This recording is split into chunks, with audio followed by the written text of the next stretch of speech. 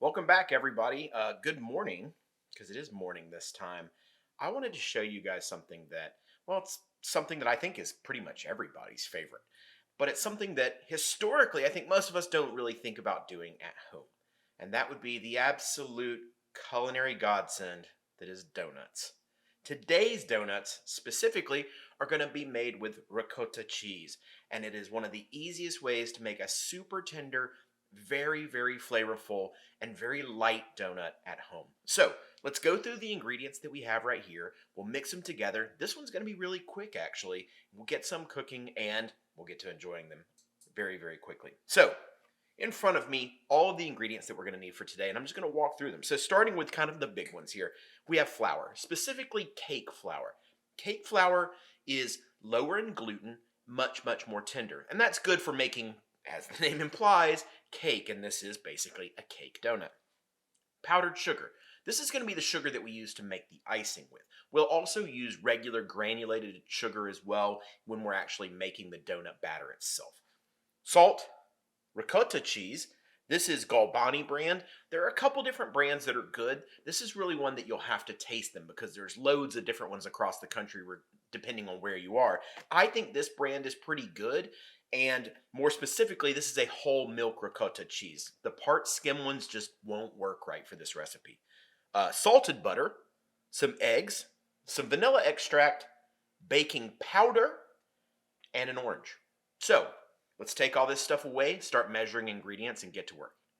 So the first thing that we need to do, obviously, is make the batter for our donuts because we want it to sit for about 10 minutes before we fry it in order for the baking powder to activate. So that starts with our eggs. There's 3 eggs in our mixing bowl right here, and we need to add our granulated sugar to that. Now you'll notice that my mixing bowl is sitting on top of something, and it's sitting on top of a scale. So I have a digital scale underneath this, and I have it set in grams. That might seem insane, but most baking and pastry recipes are done by weight. It's just much more precise than kind of eyeballing something or even measuring cups. So, watching my scale, I'm going to add my granulated sugar to this. Now, I didn't weigh my eggs out, in all fairness. This is just 3 large eggs, and I'm going for 110 grams of sugar. So I can set this aside for a moment. We will still use this, but let's just set it aside. And what I want to do is whisk my sugar into my egg yolks, and quite a bit. This is something where we really want to get this a much lighter color. I always heard the term canary yellow when I was learning to do pastry work early in my career.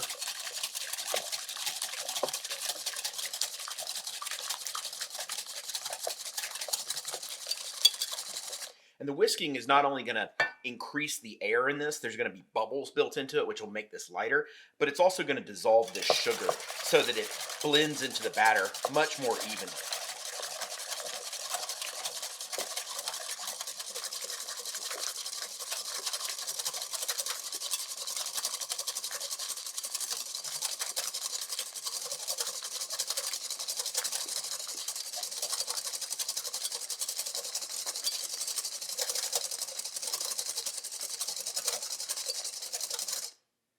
Now, certainly you could do this in a stand mixer if you want.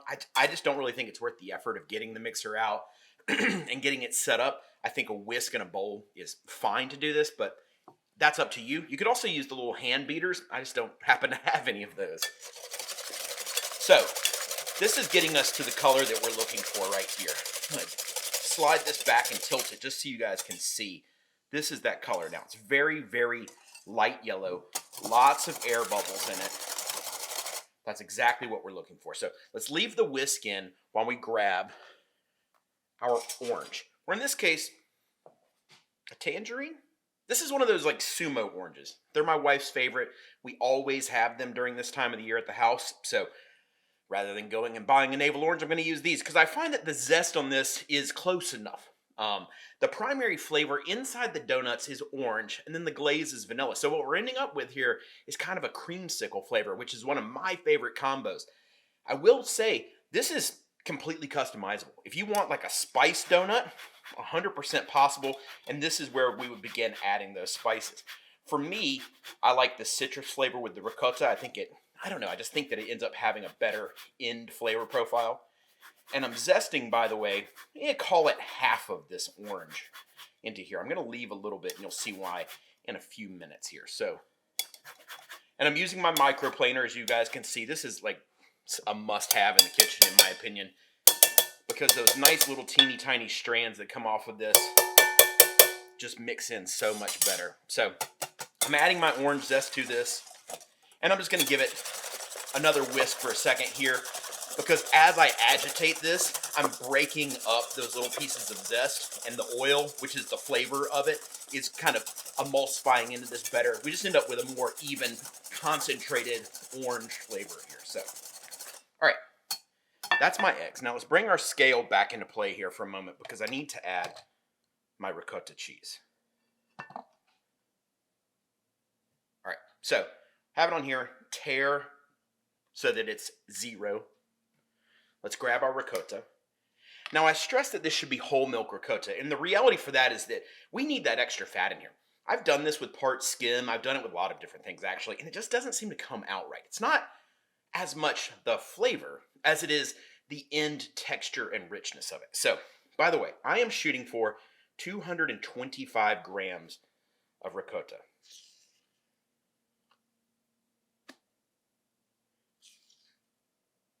This is a guessing game for me, because like most Americans, I didn't grow up with the metric system, so all right, perfect, 225. So I'm guessing half the time, which is why a scale is important to me. I couldn't eyeball 225 grams. So pull that, set that aside for a second, and then let's give this a stir as well. Just kind of break it up and make sure that it gets fully emulsified. We don't want any lumps of ricotta in here. We want this to be a nice, smooth mixture. So at this stage, over whisking isn't really a thing that's possible. That certainly will come into play here in a few minutes, but right now, not really the case. All right. So we have our eggs, our sugar, and our ricotta cheese, as well as our orange zest in here, and that's our kind of our liquid base. Now we need to discuss the dry base. So I'm just going to slide this aside and bring into frame here this. And this is my bowl of cake flour. So I have measured this out already, and it is 225 grams. Now, remember, because that's important, is that 225 grams of flour is the same that we have from our ricotta cheese. So that's how it's easy to remember, 225, same amount of ricotta as flour, because that's sort of the building blocks of this. And then not quite half of that in sugar, in this case 110 grams, pretty close though. If you wanted to call it 112, I don't think that'd be a problem for those of you who like nice even math. So I have this here. I need to add some baking powder to it. Now, my baking powder, I looked at the bottom of the container, and mine says that it's best by like yesterday. So I find that when you're on the precipice of your baking powder being kind of at the end of its useful lifespan, first of all, in an ideal world, you're not there ever. But if you are, I tend to scale up the recipe. So traditionally, this would be 2 teaspoons of baking powder in this. I am going to knock that up for me to a full tablespoon of baking powder, because you really, really need the lift from the baking powder in this recipe. You can't make it work otherwise. It's a relatively heavy batter, and you need that oomph from here. And since I know that this is going to be not as strong as it would be if this was a fresh can, and certainly one that was a few years away from expiring, this is going to be a little bit heavier. So keep that in mind. 2 teaspoons if your baking powder says that it's going to expire a year or 2 years from now. Maybe a full tablespoon if you're at that date, or even a little bit past it. By the way, this is going to be the last show for this thing, and I'm going to go to the store and get a new can today so that it is nice and fresh. So we'll set that aside. And we're going to grab our old-fashioned sifter. I have no idea how long I've had this thing. It's pretty beat up, but I don't care. I am going to sift my flour into my liquid mixture. My flour and baking powder mixture, I should say. And as a matter of fact, I'll just kind of give that baking powder a stir through. Now, here's what happens. As soon as this baking powder flour mixture hits this liquid, it's going to start activating. So that's kind of our 10-minute time frame. 10 minutes from when I dump this stuff in here. And that's because we need to allow the baking powder to do its job, which is create lots of little bubbles and make this nice and puffy. So before you do this, make sure that you're ready with your oil. Now, it's kind of off frame, but I'll move the camera here in a moment. I am using a tabletop deep fryer. Why? Because I think they're a lot safer. And they're cheap nowadays. They cost like maybe $100. Now, I know some folks say, yeah, but they're a pain in the butt to clean. I don't really think so. I think a pot of oil is just as much of a pain in the butt to clean. This to me is just infinitely safer because it's using an electric heating element in here. There's no risk of a grease fire with something like this. And it has a thermometer on it. So I know what temperature the oil is. I'm not having to constantly stick a thermometer in. Now, don't let that stop you. If you're comfortable frying at your house with a big pot of oil, by all means, it will work exactly the same. You could make an argument that a tall pot of oil might actually in some ways work better because of the way frying donuts works. But for me, this is a safety situation and I prefer this. So I have it over here, I have it on, and I have it up to temp already, which is at 360 degrees Fahrenheit. So I'm not adding my dry until this is up to temp. So keep that in mind. You don't want to mix this up and then go about filling up your pot with your oil. So, by the way, I also have peanut oil in here. I should have mentioned that before. Any neutral vegetable oil will work. I know a lot of folks swear by frying donuts in shortening. I've done a lot of research and I can't figure out if there is a major benefit. And frankly, I've not tested it side by side by side. So I can't say. I tend to fry in peanut oil because I use it a lot, I have it on hand, and so it's just a matter of personal preference. And no one in my household has a peanut allergy, so keep that in mind. All right, let's mix in our dry.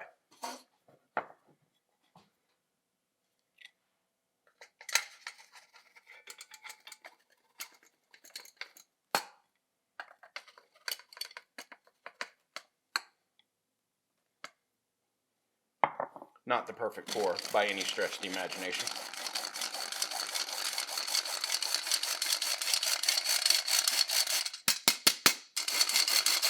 Okay.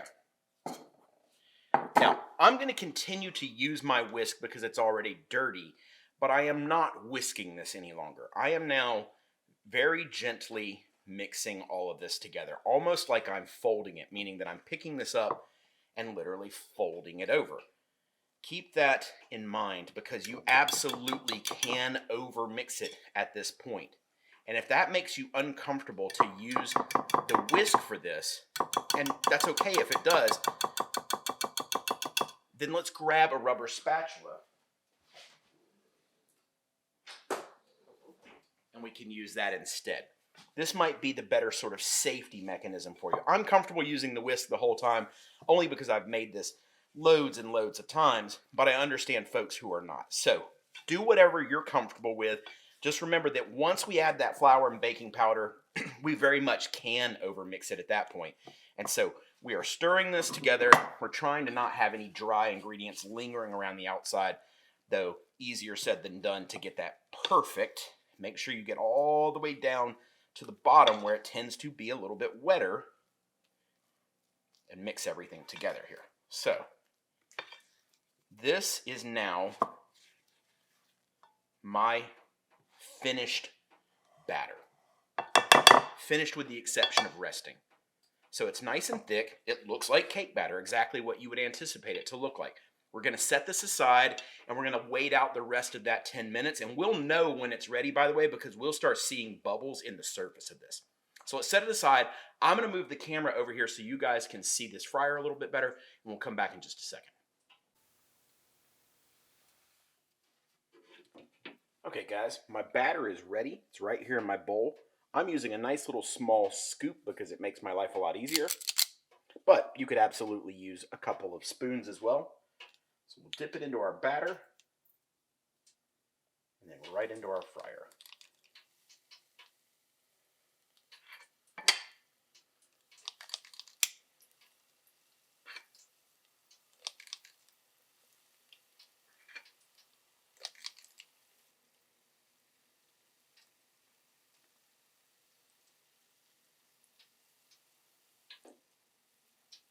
Alright guys, after about 3 minutes of frying, your donuts are going to be done, so we'll just lift our basket out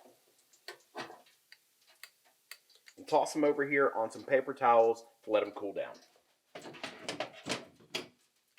Alright guys, now while we wait on our donuts to cool down, because they do need to be quite a bit more cool before we can glaze them, we have to make our actual glaze. So in this bowl, I have powdered sugar, and I just have like 1 big cup of powdered sugar. I didn't bother to weigh this. Right here, I have 4 tablespoons of melted butter. So I'm going to drizzle that into my powdered sugar while whisking it up. Set that over here to the side. Now, I also have a couple more ingredients for this. I told you I'm going for kind of a creamsicle-like flavor to this. So, to get that, obviously, I need to add vanilla. So, I'm going to add 1 big capful of vanilla to this. Now, this is Tahitian vanilla, so it's very strong and very floral. If you're using something with a little less oomph, you may have to add a bit more to it. Also, if you want this glaze to be like crystal white, you'll have to use something called clear vanilla, which is exactly what it sounds like. It's vanilla extract that is 100% clear. I don't care. I don't care if mine is this color because our donuts are nice and deep brown. Now, I also want to add some of my orange zest to this. That's why we saved some of it. So we'll grab our microplaner here and we'll zest a little bit of orange into this as well, though we don't need nearly as much. And we're also going to use the juice of this. So let's just cut it in half. I am not measuring this, by the way, and you'll see why. I am shooting for a certain amount of like fluidity here. So I kind of just squeeze this in, and it doesn't take as much as you think, which is why I hesitate to give you an exact measurement, because what I find is that when I do that for this, people end up making their glaze way too thin. So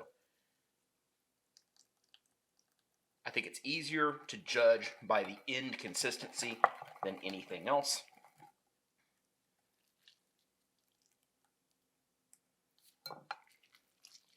This is a very juicy orange, so try not to get too much pulp in here.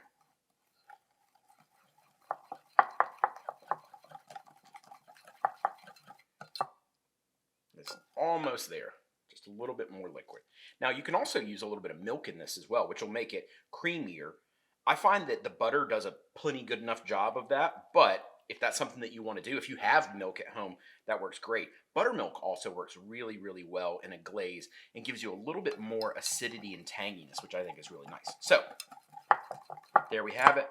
We have our glaze, nice and liquidy, but not too liquidy, and ready for us to glaze our donuts. So, let's grab them. So, we take our little donuts here, give them a little bath. I don't glaze the whole thing, by the way. I just kind of dunk them in, pull them out, and then just set them over here on my plate. Now, as these cool, the glaze will harden on them. It'll give it much more of that kind of crackle that you expect of a glazed donut. So, you don't have to be super gentle with this.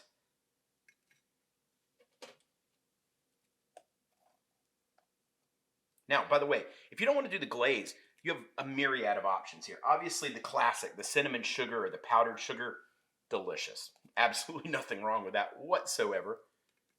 You can also do this with some other sauce, like a lemon curd or caramel sauce or something like that would be equally delicious, especially if you were going to serve this more as a dessert rather than what I'm going to do, which is a completely over-the-top, indulgent kind of weekend breakfast treat. So, the sky is the limit for you guys, and let your creativity shine there.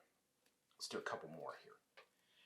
And by the way, if it bothers you that these things are kind of irregular and more like hush puppy in their shape and form, I gotta tell you, this recipe, it just kind of works that way. Because these are like a true cake batter donut and they're very, very light. When you eat them, you'll see how much lighter they are than a traditional cake donut.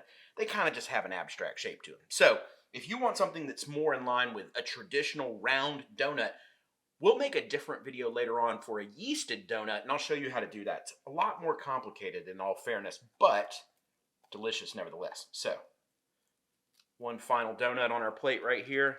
That looks pretty nice to me. We'll move our glaze out of the way. And this is what we have in front of us. These things look spectacular. And now I just have to have the patience to let them sit long enough for this glaze to cool down.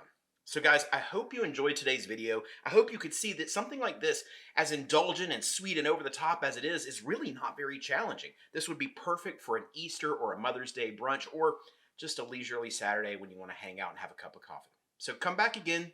Next time we'll make something different. Until then, y'all take care.